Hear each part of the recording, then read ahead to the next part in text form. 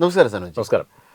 വട്ടിയൂർക്കാവിൽ പോലീസിൻ്റെ നരനായാട്ട് എന്നതാണ് കോൺഗ്രസിനുള്ളിൽ തന്നെ ഒരു മന്ത്രി തന്നെ അഭിപ്രായപ്പെട്ടത്. അതായത് മണ്ഡലത്തിനുള്ളിൽ ഇത്തരത്തിലുള്ള ഒരു പ്രശ്നത്തിനുമുള്ളൊരു സാധ്യത ഇല്ലാതിരുന്നിടത്ത് എന്തിനാണ് ഈ തോക്ക് ഉപയോഗിച്ച് ആകാശത്തിലേക്ക് വെടിയുതിർത്തത് എന്നാണ് കെ മുരളീധരൻ തന്നെ ചോദിച്ചത്. വട്ടിയൂർക്കാവ് മണ്ഡലത്തിനെക്കുറിച്ചോ അല്ലെങ്കിൽ വട്ടിയൂർക്കാവിനെക്കുറിച്ചോ വലിയ ധാരണയൊന്നും ഇല്ലാത്തത് കൊണ്ടാണെന്ന് തോന്നുന്നു. രമേശ് ചെന്നിത്തല പറഞ്ഞത് നേരെ മറിച്ചാണ്. പക്ഷേ അതിനെതിരെ വളരെ ശക്തമായ രീതിയിൽ കോൺഗ്രസിനുള്ളിൽ തന്നെ പല അഭിപ്രായങ്ങളും ഉയർന്നു കേൾക്കുന്നുണ്ട്.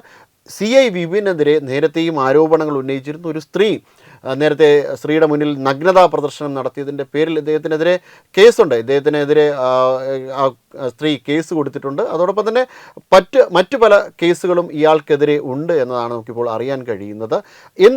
എന്തിനായിരിക്കാം ഇത്തരത്തിലുള്ള ഉദ്യോഗസ്ഥരെ തന്നെ വട്ടിയൂർക്കാവിലേക്ക് അയച്ചത്? ആ കാര്യത്തിലും ചില ആരോപണങ്ങൾ കിടക്കുന്നുണ്ട്. എന്താണ് സനോജ് ഈ വിഷയത്തിൽ പറയാനുള്ളത്? ഹരി, ഒരാഴ്ചയുടെ ഇടവേളകളിൽ നടന്ന രണ്ട് സംഭവ വികാസങ്ങൾ തലസ്ഥാന നഗരിയിൽ. അതായത് ഒന്ന്, 2 ആഴ്ചയ്ക്ക് മുമ്പ് പിണറായി വിജയൻ്റെ വീട്ടിൽ ED റെയ്ഡ് നടക്കുന്നു. അന്ന് അവിടെ നടന്ന അക്രമ സംഭവങ്ങൾ നമ്മൾ കണ്ടതാണ്. അന്ന് അവിടെ പോലീസ് കൈക്കൊണ്ട സമീപനം എന്താണെന്ന് നമ്മൾ കണ്ടതാണ്, ഇല്ലേ? ED ഉദ്യോഗസ്ഥരെ ചുടുകല്ലും മുട്ടയുമൊക്കെ ഉപയോഗിച്ച് ആക്രമിക്കുമ്പോൾ കൈയും കെട്ടി നോക്കി നിൽക്കുകയായിരുന്നു കേരള പോലീസ്.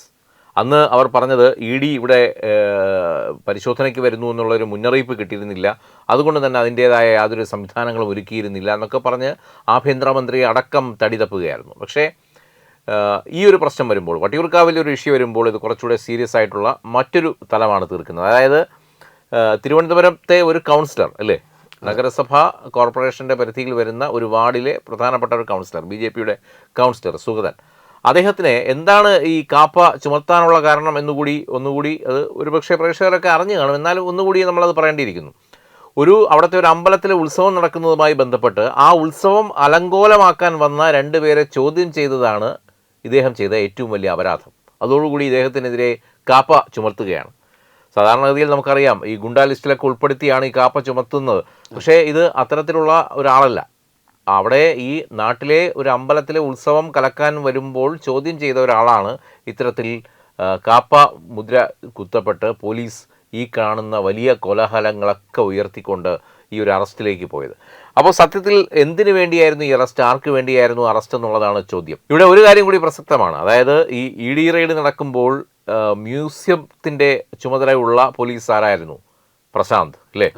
തികഞ്ഞ LDF കാരൻ. അതുപോലെ തന്നെയാണ് ഇപ്പോൾ ഈ വട്ടിയൂർക്കാവിൽ ഉള്ള വിപിൻ എന്ന് പറയുന്ന ഈ ഒരു SIയും. ഇവർ 2 പേരും LDF കാരാണ്.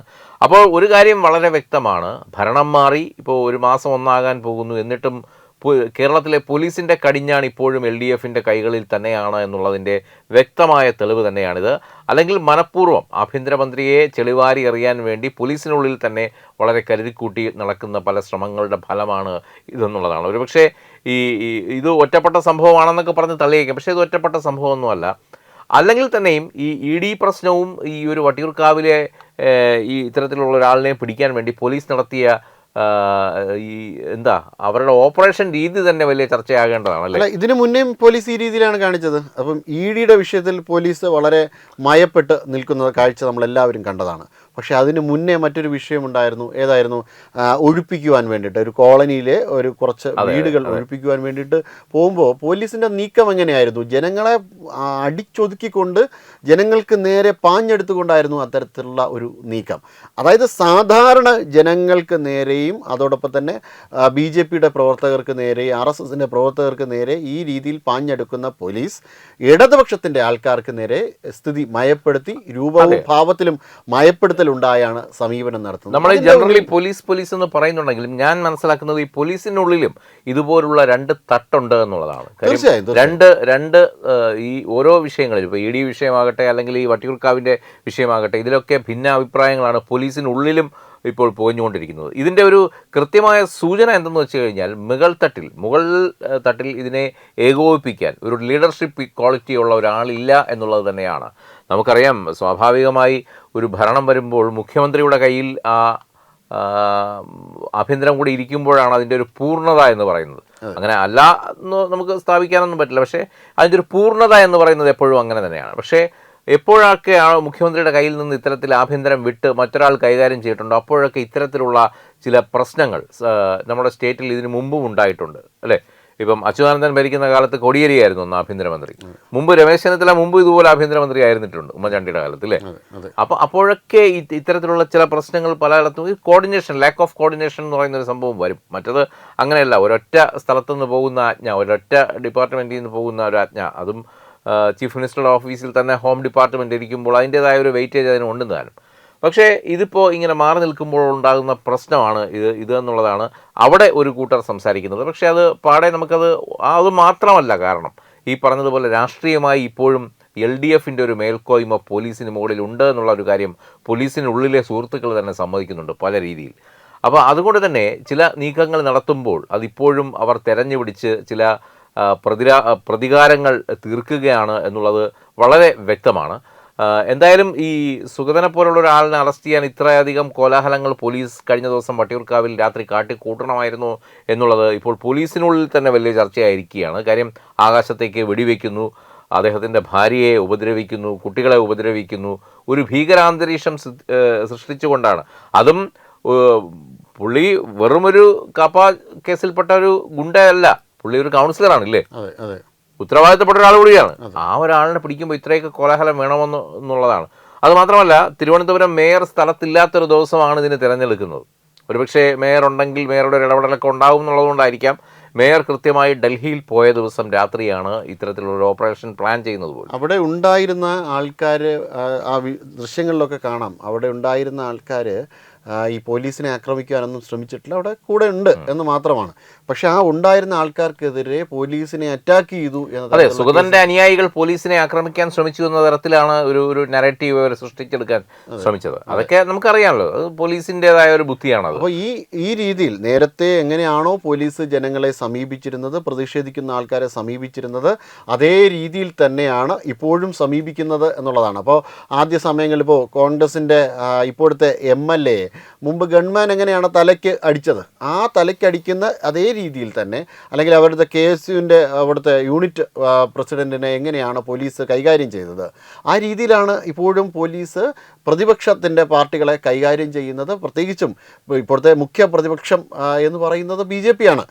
ഇടതുപക്ഷം ഒരു ഒത്തുകളി രാഷ്ട്രീയത്തിലൂടെയാണ് ഇപ്പോൾ മുന്നോട്ട് പോകുന്നത്. വലിയ രീതിയിൽ കാര്യമായ പ്രതിരോധങ്ങളൊന്നും നിയമസഭയ്ക്കുള്ളിൽ തീർക്കുന്നില്ല. അപ്പോൾ മുഖ്യമായി നിൽക്കുന്ന ആൾക്കാരെ ഒതുക്കുക എന്ന ഒരു നയസമീപനം പോലീസിൻ്റെ മുന്നിൽ നിന്ന് വരുന്നുണ്ട്. അത് പ്രത്യേകിച്ചും ഇടതുപക്ഷത്തെ ഒന്ന് താലോലിച്ചുകൊണ്ട് ഇടതുപക്ഷ MLAക്ക് ഇതിനകത്ത് പങ്കുണ്ട് എന്നാണ്.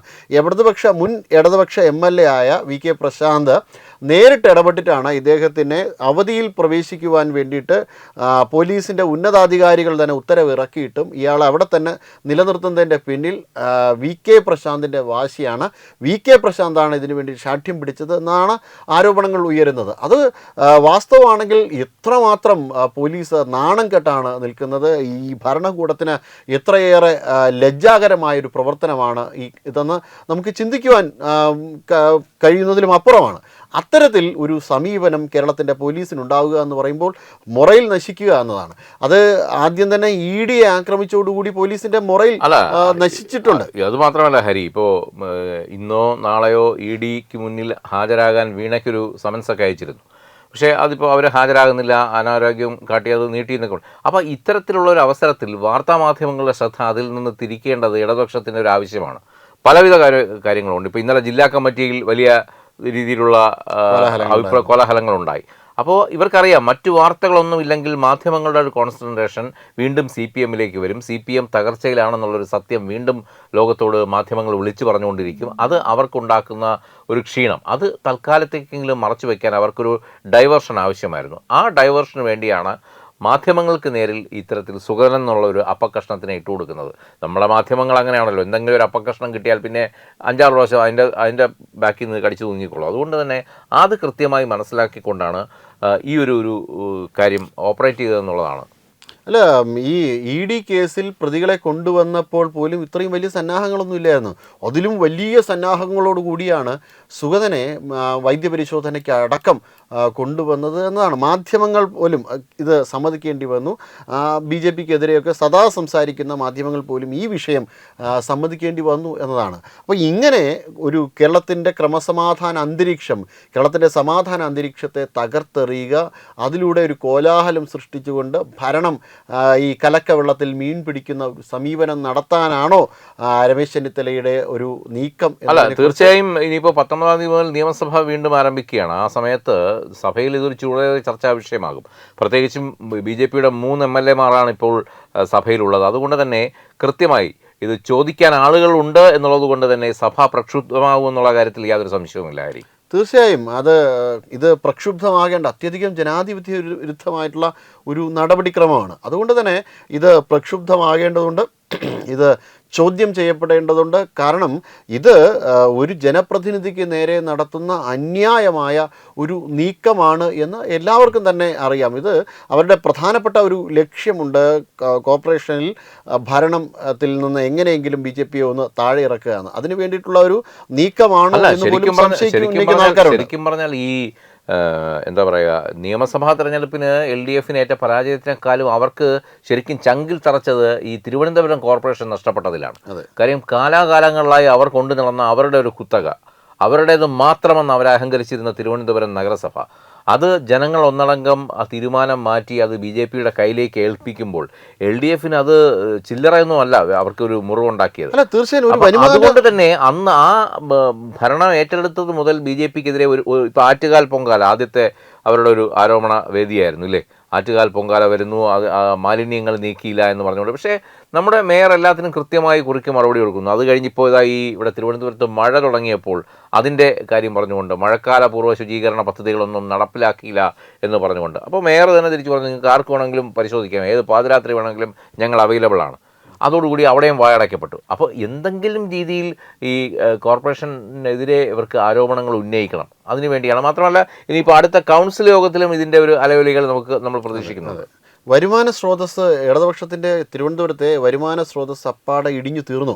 ഇപ്പോൾ VK പ്രശാന്തനൊക്കെ ഈ രീതിയിൽ ആരോപണങ്ങൾ നേരിടുന്നതാണ്. അതായത് പല കടകളും അനധികൃതമായി കൊടുക്കുന്ന കടകൾ. അതിൻ്റെ പേട്ടയിൽ കഴിഞ്ഞ ദിവസം ഒരു ഷോപ്പിംഗ് കോംപ്ലക്സ് ഒഴിപ്പിച്ചില്ലേ, കാലാകാലം അത് കോവിഡ് സമയത്ത് ഇവർ കൈയടക്കി വെച്ചതാണ്. ഇവരുടെ ഒരു താൽക്കാലിക പ്രവർത്തന സംവിധാനത്തിന് വേണ്ടി തുടങ്ങിയതാണ്. പിന്നീട് അത് പാർട്ടി ഓഫീസായി മാറി. കഴക്കൂട്ടത്തല്ല, നമ്മുടെ പേട്ടയിൽ അത് ഒഴിപ്പിച്ചു. കഴിഞ്ഞ സമയത്താണ് ഒഴിപ്പിക്കുന്നത്. അതൊരു വലിയ മാധ്യമ വാർത്തയായി, വലിയ മാധ്യമ വാർത്ത. അപ്പോൾ ഇതൊക്കെ ഇവർക്ക് വലിയ ക്ഷീണം ഉണ്ടാക്കിയതാണ്. അപ്പോൾ അതിനൊക്കെ ഒരു ബദൽ തിരിച്ചടി കൊടുത്തില്ലെങ്കിൽ ഇവർക്ക് നിന്ന് പിഴയ്ക്കാൻ പറ്റില്ല. അതുകൊണ്ട് മാത്രമാണ് ഇത്തരത്തിലുള്ള വലിയ വാർത്തകൾ അവർ പടച്ചുവിടുന്നത്. തീർച്ചയായും അത് ഓരോ വരുമാന സ്രോതസ്സായിട്ട് അടഞ്ഞുകൊണ്ടിരിക്കുകയാണ്. ഇപ്പോൾ പാളയത്ത് ഈ കണ്ണിമേറ മാർക്കറ്റിനകത്തുള്ള കാര്യങ്ങളായാലും അത് അനധികൃതമായ കച്ചവടത്തിൻ്റെ ആയാലും SMV സ്കൂളിനോട് ചേർന്നുള്ള ഈ അനധികൃതമായി തിരുവനന്തപുരം നഗരത്തിലെ പല അനധികൃതമായ പാർക്കിംഗ് സൗകര്യങ്ങൾ, ഇങ്ങനെ പല സോഴ്സുകളും അടഞ്ഞതിനെ കൊണ്ട് ഇവർക്ക് പിടിച്ചു നിൽക്കാൻ കഴിയുന്നില്ല. അപ്പോൾ എന്തെങ്കിലും തരത്തിൽ ഇവർക്ക് സ്വാധീനമുള്ള ഉദ്യോഗസ്ഥർ, ഇദ്ദേഹം സജി ചെറിയാൻ്റെ വീട്ടിൽ വളരെയധികം ഈ അദ്ദേഹത്തിൻ്റെ ആശ്രിതനായി കഴിഞ്ഞുകൂടിയ എന്നാണ് പ്രധാനമായും ഇപ്പോൾ ഉള്ള ആരോപണങ്ങൾ ഉയരുന്നത്. എന്തായാലും അത്തരത്തിൽ ഒരു ഉദ്യോഗസ്ഥനെ ഇവിടെ പ്ലേസ് ചെയ്ത് എന്തെങ്കിലും തരത്തിലുള്ള ജനാധിപത്യപരമായി തിരഞ്ഞെടുക്കപ്പെട്ട ഒരു ഭരണകൂടത്തെ അട്ടിമറിക്കാനാണ് ശ്രമമെങ്കിൽ തീർച്ചയായും അത് അത്യധികം ജനാധിപത്യ വിരുദ്ധമായ ഒരു സമീപനമാണ്.